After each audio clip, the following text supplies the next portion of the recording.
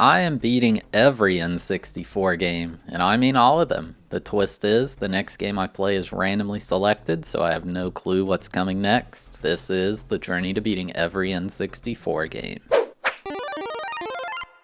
Game number 113, Pokémon Puzzle League. Released in 2000, this game was developed by Nintendo Software Technology and published by Nintendo themselves. Aw man, not another puzzle game. Well, I mean, it's Pokemon, so it should be real easy, right? This is one of those games I'm aware of its existence, but I'd never played it, and none of my friends did either. Kind of surprising, because I'd played all the other Pokemon games on the N64 back in the day. I'm sure a lot of you watching played this game, and I hope this video can bring back memories of the game, or maybe show you a part you never reached. Let's get into it. Booting up the game reveals something awesome. This game has full FMVs in it. It was pretty unheard of to see this on the N64, it's quite rare. I believe they have the voice actors from the original anime too. Well, it sounds like them at least. I'll go sign up. I'm so proud of you, Ash. Being selected for this event is such an honor. Basically, Professor Oak informs us we've been invited to the official Puzzle League tournament at Puzzle Village.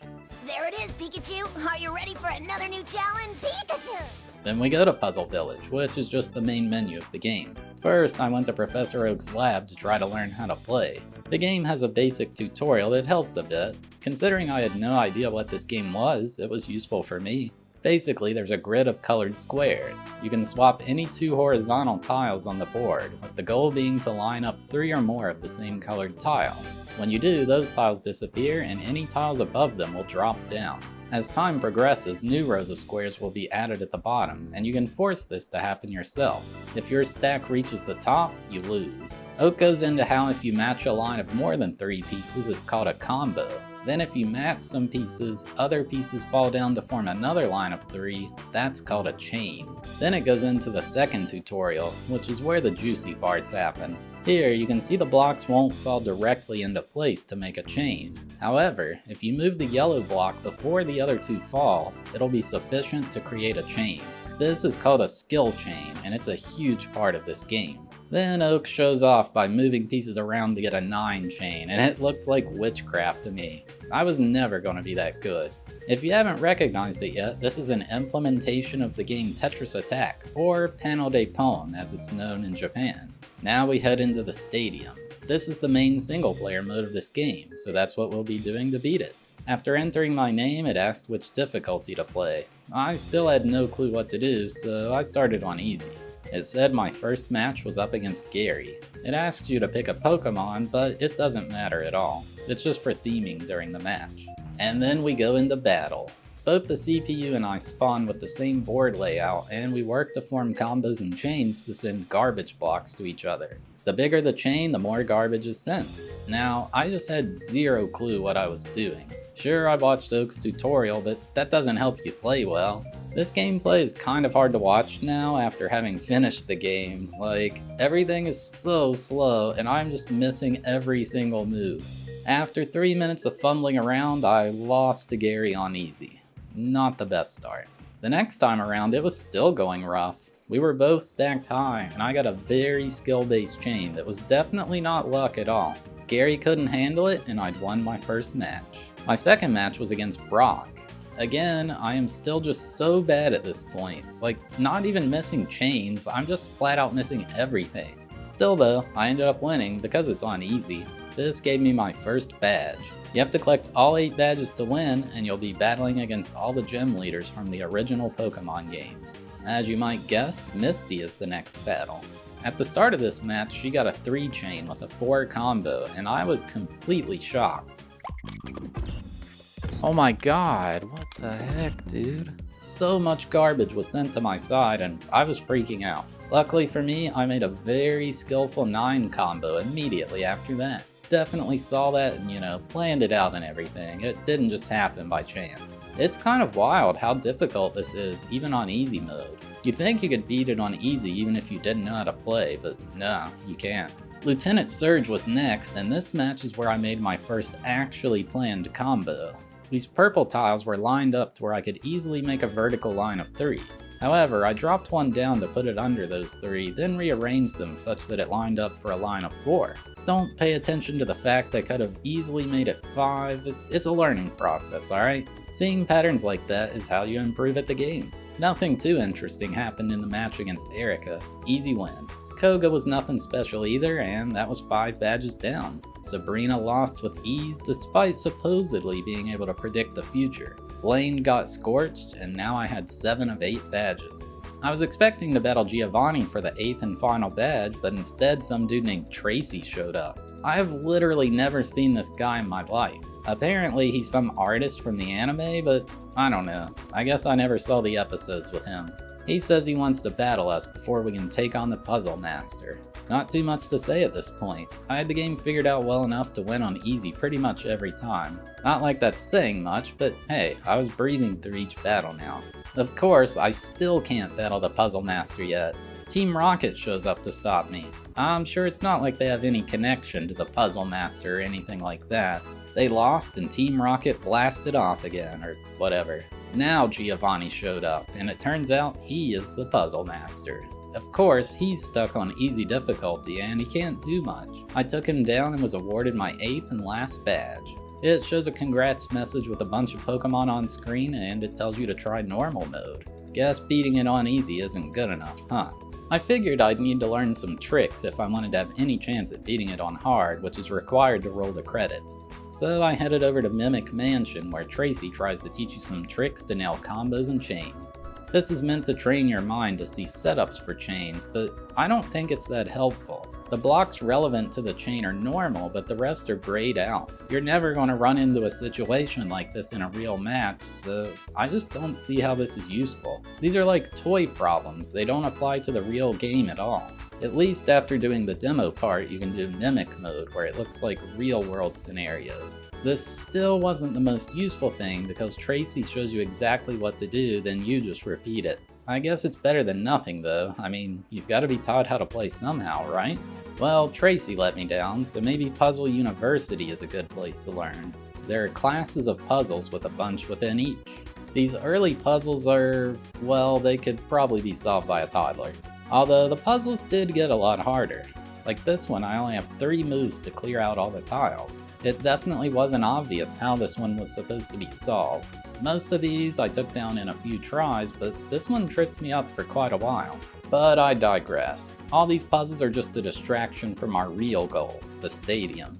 I realized I only had 3 puzzles left in the first class, so I went ahead and beat those. It awarded me a teacher diploma. I guess if you wanted, you could define beating this game as clearing the puzzle mode. It would just feel like a completely different game. These puzzles were a bit more helpful in understanding how to play though. There's still toy problems with no junk pieces around, but at least you have to figure out the solution on your own. The Mimic Mansion is kind of like flipping to the back of your math book to see the answer before you even attempt the problem yourself.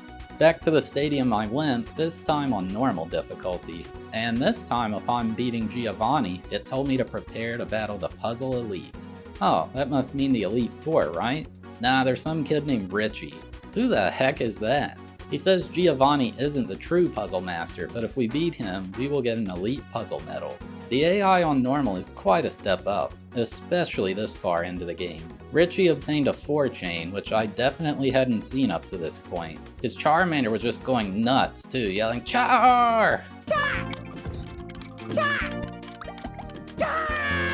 However, the CPU on normal still has some bad moments. Like, Richie just lost for no reason here. I didn't even send him any garbage pieces.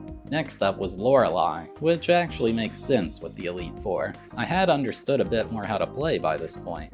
For instance, it's better to have a lot of tiles on your side than a low amount. You can scroll the screen to give yourself more tiles with the R button, and this is something you should do a lot. Unfortunately for me at this point, I didn't know why I needed to be doing that, just that it was a good thing to do. This led to me panicking and then immediately losing after junk falls on my side. You get infinite continues in this game, otherwise this would be so much harder. After like 10 tries or so, I managed to luckily take her down. This was insanely close. After Lorelei is Bruno, which I expected to feel impossible. However, I beat him on the 3rd try. I think I got lucky and he just made himself lose, I don't know. My run was cut short after this though. The game congratulated me once again and said try hard mode. Oh man, now it was getting serious. I figured before trying to knock out hard difficulty, why not head to the spa service for some well-earned rest and relaxation. These people running the spa sure look familiar. Oh my god, it's Team Rocket in disguise! The spa is fake and they stole all my Pokémon. For some reason, now they dressed up as Vikings and they're on a warship. They said to get my Pokémon back, I needed to clear all the tiles above a white line. I took on their challenge and won, but now they're dressed up as the police. Man, just give Squirtle back, come on. I finished their challenge once again and now they're underwater. James is in a ballerina tutu and Meowth is like a rubber swan or something. That's it, I'm out of here. Time for hard difficulty. I was expecting to get obliterated, but come on, Gary can't be that hard, right? I mean, all the battles had ramped up to this point. Well, I was going as fast as I could and we were in a bit of a stalemate. After a while, I had a very skill-based 4-chain with no luck whatsoever, and Gary was toast. I'm gonna win! Squirtle! Squirtle! Try it! Squirtle! I got a thing! I got the thingy! I actually won every match all the way up to Koga. Hey, maybe hard won't be as hard as we thought. Haha, get it? Oh, and during my match with Sabrina, something really funny happened. And it's pretty enjoyable. It's probably more fun if you, like, really understand the game at a high level. Then you can probably craft up some insane... I'm gonna win!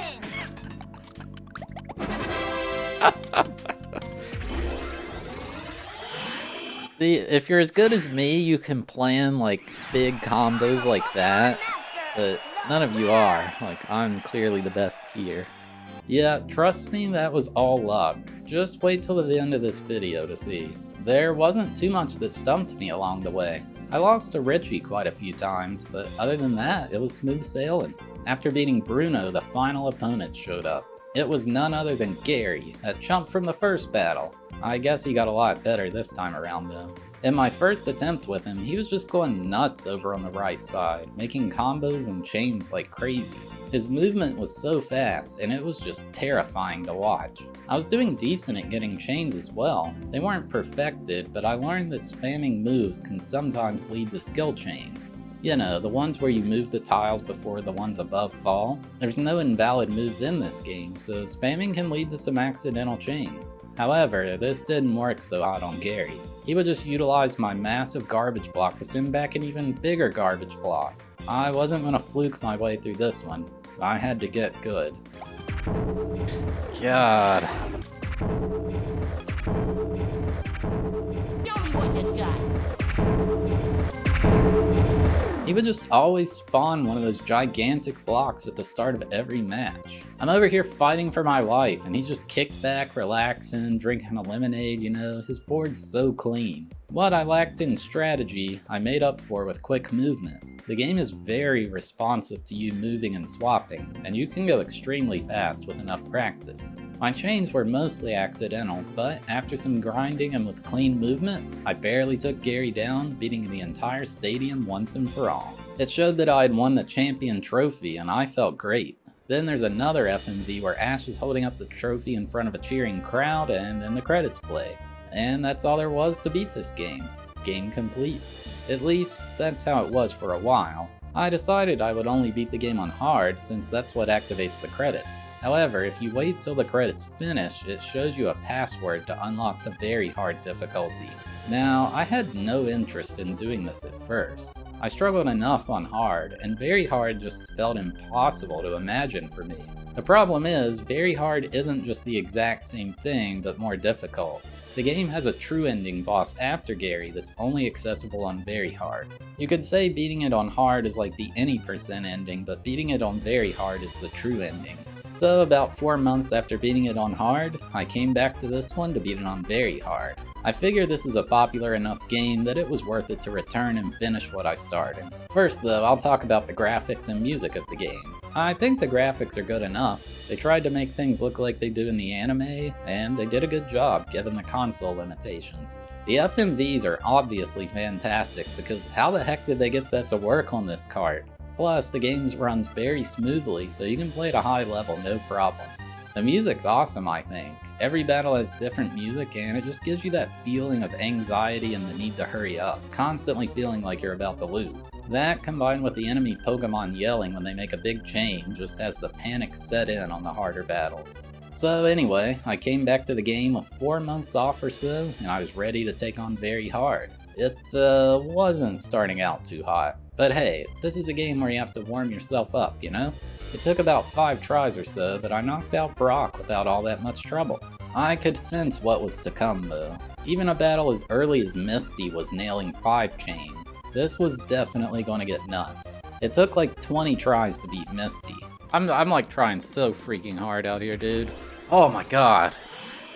I'm trying so hard, like I've never tried so hard in a game. At this rate, I'll beat very hard in 5 times 4 to the 15th power, which, yeah.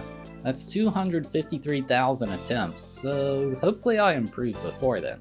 Surge was even worse. He sent back-to-back giant garbage blocks at me. Not to mention, he's just bullying you the entire time with his commentary. Why do they let this guy be a gym leader anyway? It took well over 10 tries to get past him, but I did it. The way his board loses might look a little strange. I didn't realize it at this point in time, but it's kind of a bug with the way the AI handles things in this game. That small piece of garbage can get them stuck in certain scenarios. If you watch a speedrun of this game, they'll try to time one of those blocks to initiate the broken pattern. Erica became quite a wall too. There was one time where I sent her a giant pile of garbage, but she managed to sneak her way out of it. It's like a raccoon you catch stealing your Twinkies. Skill. All skill, baby. That's gotta be GG, come on now. There's 0 chance. There's no way! I'm gaming out of my mind over here, come on! I could not believe she won that, and this is only the 5th battle. I counted around 20 losses or so to her as well, and honestly my win was so lucky. Maybe my earlier calculation was off by a bit.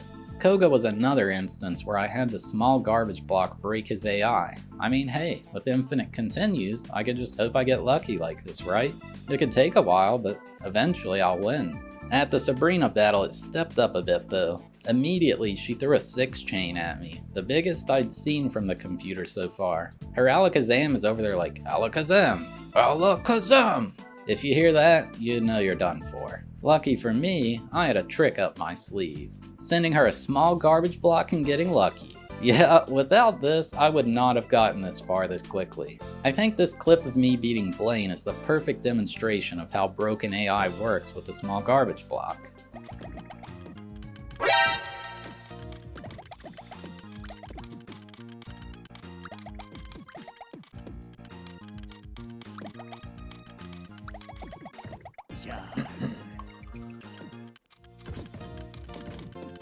I'm gonna win!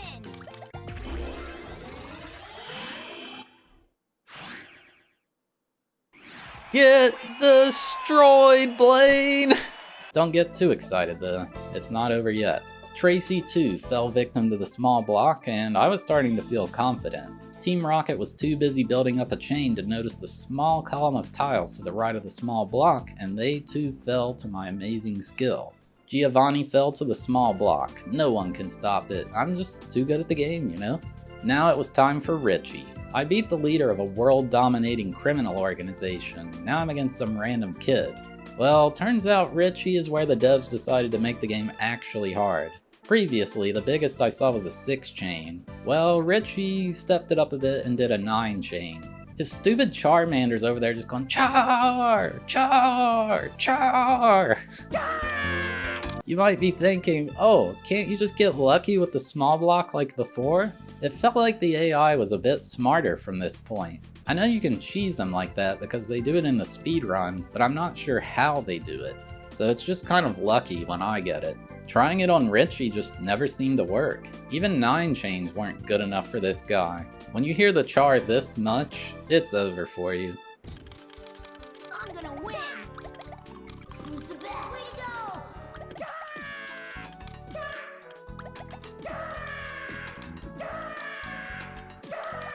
He's charring. Oh my god, he's charring so much, dude. I counted 34 losses before I finally played well enough to beat him. Well, you know, maybe he beat himself, but hey, a win's a win. Beating Lorelei was another huge struggle. Well, it was pretty funny. Yeah, like, I will eventually get lucky and beat Lorelei. I know that's gonna happen. I'm gonna win.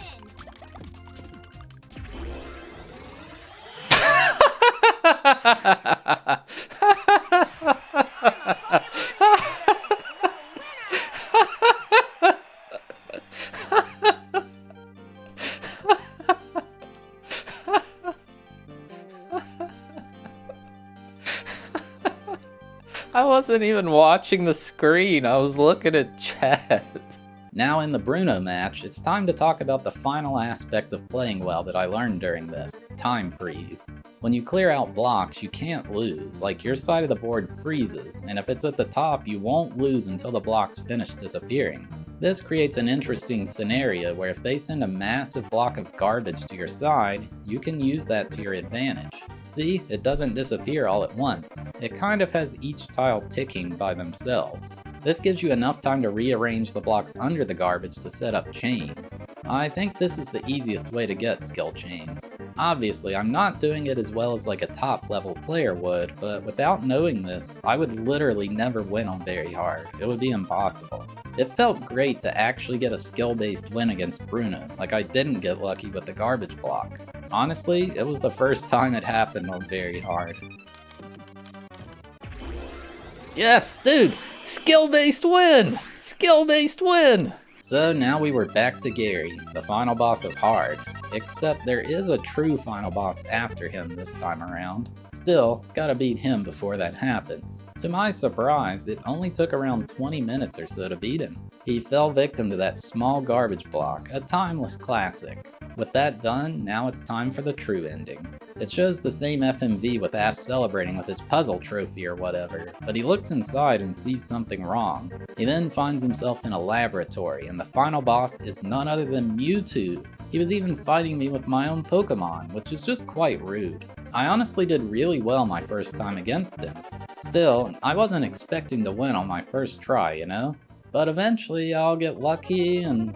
oh, now I see the issue here. Unlike every other battle in the game, when you lose to Mewtwo, it just plays a cutscene and he's like, I have no time for games. And then it sends you back to Gary. This was a big problem. I could get the AI to break with the small garbage block, but it was not common at all. The odds of it happening on Gary and then Mewtwo in 2 consecutive matches was slim to none. I knew I was in for a grind. Around 2 hours later or so, I finally got another shot at Mewtwo. I was hanging in there, but it just was a slow losing effort. My side was pure chaos and his was so clean. Then I made it back around 15 minutes later, and I lasted almost 2 minutes. Still though, Mewtwo prevailed. I failed once again like 25 minutes later. Yet again, another loss. This was really getting frustrating now. 40 minutes later, another loss. I felt like I had a decent chance when I was battling Gary, but Mewtwo just felt a little bit harder. I lasted nearly 3 minutes on the next attempt, but nope, Mewtwo's too strong. Another half hour later, another loss. Oh my god, why did I agree to beat this again? Then like 45 minutes later, I had my quickest loss yet, just 18 seconds. I think I'm getting worse. 15 minutes later, another loss. And then finally, after 7 hours after reaching Mewtwo for the first time, I took down Gary with that small garbage block. Funnily enough, someone was asking what the deal with the AI breaking was, and I was in the middle of explaining it when... Speedrunners make it happen a lot more often because they combine a really big combo with a small block. And what happens is... I'm going to win. Yes! Yes! Yes! Yes! Yes! Yes! I cannot tell you how big of a relief that was to hear the noise that Mewtwo had lost. I improved so much at the game throughout this time, but I still had a lot to learn to be able to win something like this consistently. But hey, I'll take back-to-back fluke runs. When you beat Mewtwo, Ash gets warped outside the stadium by the pool, and there's a trophy waiting for him saying Puzzle Master. It then congratulates you for winning, and the credits play. Now the game has been beaten with the true ending. Thank goodness. So yeah, there you have it, my journey to beating Pokemon Puzzle League. Honestly, this game's an absolute blast. I normally dislike puzzle games, but I think this is different than your usual one. I like playing Tetris, and this is similar in a way. I think it's because it's like an active puzzle game where you're thinking fast rather than some static puzzle that you just stare at. The movement in it is so clean, and you can get really good at it. If you want to play this in an easy way, you can play Panel de Pon on the Nintendo Switch Online Super Nintendo. It's the exact same thing, just not Pokemon themed. Improving at this game happens gradually, but it feels nice to see yourself getting better, both with pattern recognition and with fast and accurate movement. I think some people even have tournaments for this game at gaming conventions. Hopefully this gets added to Switch Online someday. I'm glad I went back for the true ending, and I even got it faster than I was expecting. I had my estimate at like 20 additional hours, so I'll take 7. The music's nice, the graphics are nice, and the game runs great. There were even some things I didn't dive into, like the rest of the puzzles or the wild 3D mode. Don't do that mode. I gave it a 9 out of 10 for enjoyability and a 10 out of 10 for difficulty. Mewtwo broke me. Hey, thanks for watching the video. Have a sneak peek at the next game. 276 games left. Could be anything. 3, 2, 1, go! 114! What is that? Oh my... We're playing the next GKO game, which is GKO Powerful Pro Yaku 6. If you don't know, this is the baseball RPG where I got ran over by a car. So there we go. It has been decided. But yeah, if you made it all the way to the end, thank you so much for watching. I really appreciate it. If you enjoyed the video, consider giving it a like. It helps the channel a lot. And if you like this series, make sure to subscribe so you don't miss out on the next one.